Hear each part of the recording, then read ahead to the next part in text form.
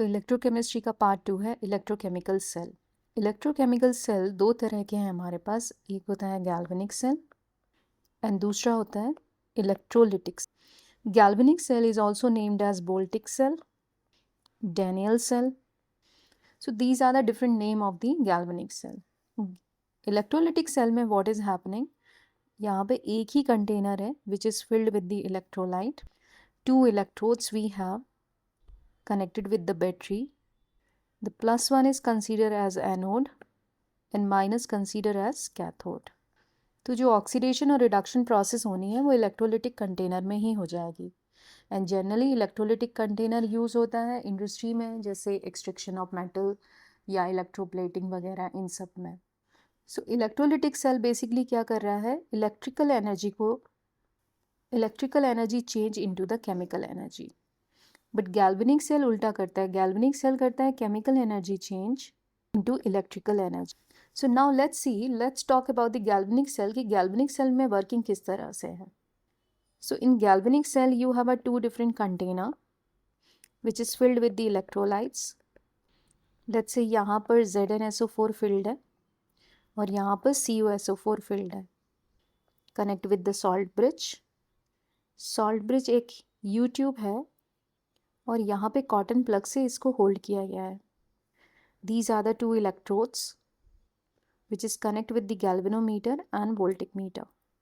Now see what is happening here. Initially we did entire setup here. अब हम reaction को देखेंगे. तो जिंक कंटेनर में इनिशियली स्टार्ट होती है reaction. Zinc start getting convert into the zinc plus 2 by losing 2 electron. मतलब oxidation हो रहा है जिंक का 0 से +2. तो इलेक्ट्रॉन जो ये इलेक्ट्रोड है यहाँ पे इकट्ठे होने शुरू हो जाते हैं. Electron start moving from this side to that side others. अब यहाँ पे ये जो इलेक्ट्रोड है यहाँ से इलेक्ट्रॉन पास करते हुए सॉल्यूशन के अंदर जाते हैं और सॉल्यूशन में है हमारे पास copper +2. So on other cell copper +2 जो है वो इन दोनों इलेक्ट्रॉन को एक्सेप्ट करके बन जाता है कॉपर. ये एक्वस से सॉलिड में चला गया, ये सॉलिड से एक्वस में चला गया. तो बेसिकली हुआ क्या, anode is keep getting dissolve in the container and cathode में जो कॉपर +2 था वो डिपॉजिट होना शुरू हो गया है. So anode is become thinner and cathode is become thicker. Electron का मूवमेंट हो रहा है लेफ्ट से राइट की तरफ. तो we will write the electron flow from left to right.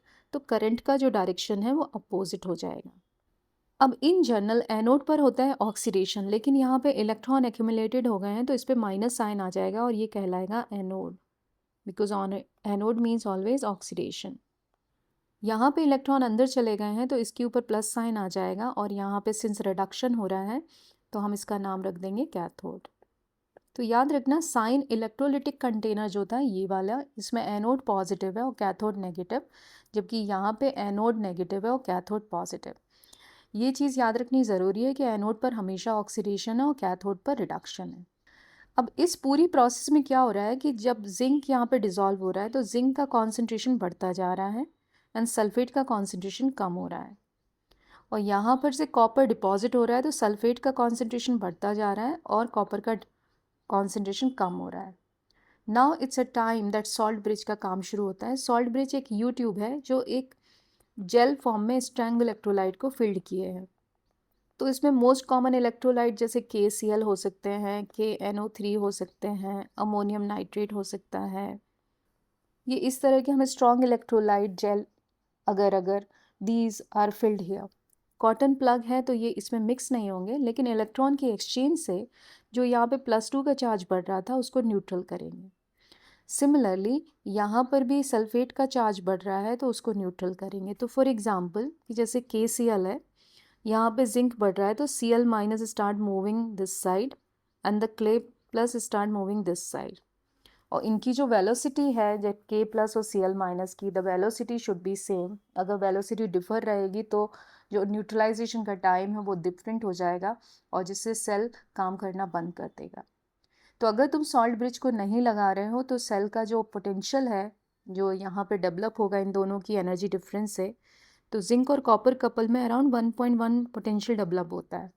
लेकिन अगर सॉल्ट ब्रिज काम नहीं करेगा या तुम नहीं लगाओगे तो जो E0 सेल की वैल्यू है, मतलब सेल पोटेंशियल की जो वैल्यू है स्टैंडर्ड कंडीशन पे वो हो जाएगी 0 if salt bridge is not there.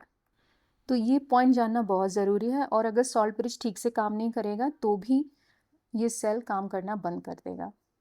तो अगर बेसिक डिफरेंस की बात करें गैल्वेनिक सेल और इलेक्ट्रोलिटिक सेल में, तो गैल्वेनिक सेल में केमिकल एनर्जी कन्वर्ट हो रही है इलेक्ट्रिकल में, यहाँ पर इलेक्ट्रिकल कन्वर्ट हो रही है केमिकल में।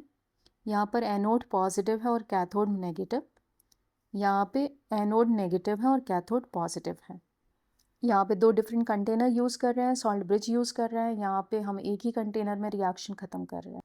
तो जो गैल्वेनिक सेल होता है, सिंस हम एक्सटर्नल बैटरी नहीं ले रहे थे, इसलिए रिएक्शन हमेशा स्पॉन्टेनियस रिएक्शन होगी। तो स्पॉन्टेनियस के लिए डेल्टा जी का जो वैल्यू है वो नेगेटिव हो जाएगा, जबकि इलेक्ट्रोलिटिक सेल जो होता है ये नॉन स्पॉन्टेनियस होता है, तो डेल्टा जी का वैल्यू है वो हमेशा पॉजिटिव रहने वाला है। अब बात करते हैं यूजेस ऑफ सॉल्ट ब्रिज की। तो salt bridge U shaped tube है जो filled with the inert electrolytes हैं, KNO3, KCl, agar agar, ammonium nitrate, these are the few example which we are using in the. तो इनका use क्या है? तो पहला और बहुत ही इंपॉर्टेंट यूज़ है कि it maintain the electrical neutrality by supplying the ions. तो अगर आयन सप्लाई नहीं करेंगे तो इलेक्ट्रिकल न्यूट्रलिटी मेंटेन नहीं रहेगी, इसलिए हमें सॉल्ट ब्रिज का लगाना बहुत ज़रूरी है। Second, it complete the circuit. इसके लगाने से तुम्हारा पोटेंशियल डिफरेंस क्रिएट होगा, अगर ये तुम नहीं लगाओगे तो potential difference zero. It prevent direct mixing of the solution. तो इसको हम डायरेक्ट मिक्सिंग मतलब डिफ्यूजन से भी बचा सकते हैं और लिक्विड जंक्शन पोटेंशियल को भी मिनिमाइज कर सकते हैं। तो बेसिकली होता क्या है, इसको ठीक से नहीं लगाया तो ये जो पॉजिटिव चार्ज है वो इस कॉर्नर साइड पे डिपॉजिट होने शुरू हो जाएंगे, और माइनस साइन इधर कैथोडिक कंपार्टमेंट में डिपॉजिट होना शुरू हो जाएगा। तो इस वजह से क्या होगा कि ये जो लेयर्स हैं वो क्रिएट हो जाएंगी, तो there is a high probability that diffusion और लिक्विड जंक्शन पोटेंशियल क्रिएटेड। तो इस तरह से salt bridge is very very important in the galvanic cell, voltaic cell और डेनियल सेल। अब देखो सेल का जो नोटेशन है वो किस तरह से लिखा जाता है। तो तुम्हारा जो एनोडिक कंपार्टमेंट था या एनोडिक हाफ सेल रिएक्शन जो है, that zinc was getting converted into the zinc plus 2 by losing the 2 electron. This was the solid and that was the aqueous.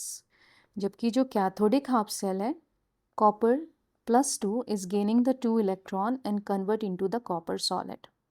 तो अगर तुम इसको सम कर दोगे तो सेल रिएक्शन आ जाएगी, सिंपली जस्ट एड अप।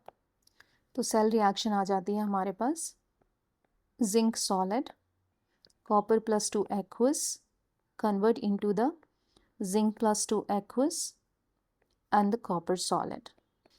तो सेल नोटेशन के समय क्या करेंगे, that anodic compartment we have to write first, zinc solid is convert into the aqueous, salt bridge, copper plus 2 convert into the copper solid. Since यहाँ पे active electrode ही participate कर रहे थे जिंक एंड कॉपर, तो हमेशा याद रखना कि सॉल्ट ब्रिज के जो दोनों तरफ है लेफ़्ट और राइट में, यहाँ पे तुम्हें एक्वस सॉल्यूशन ही डालना पड़ेगा, मतलब इलेक्ट्रोलाइट्स ही डालने पड़ेंगे। तो इस तरह से ये सेल नोटेशन है, साथ में यहाँ पे तुम इसका कॉन्सेंट्रेशन भी मेंशन कर सकते हो। स्टैंडर्ड कंडीशन में हमने इसका कॉन्सेंट्रेशन 1 m ले रखा था, और जो E0 सेल की वैल्यू जो आई थी वो थी हमारे पास 1.1 वोल्ट। तो if you like this video, अगर तुम्हें ये कॉन्सेप्ट पसंद आया है तो इसके कंटिन्यूटी में नेक्स्ट वीडियो देखो इलेक्ट्रोकेमिस्ट्री का, which give you the more strength in the topic, and questions के PYQ अपलोडेड हैं, चैप्टर के PYQ अपलोडेड हैं, उनको सॉल्व करो। And best of luck for your study, and don't forget to like, share and subscribe.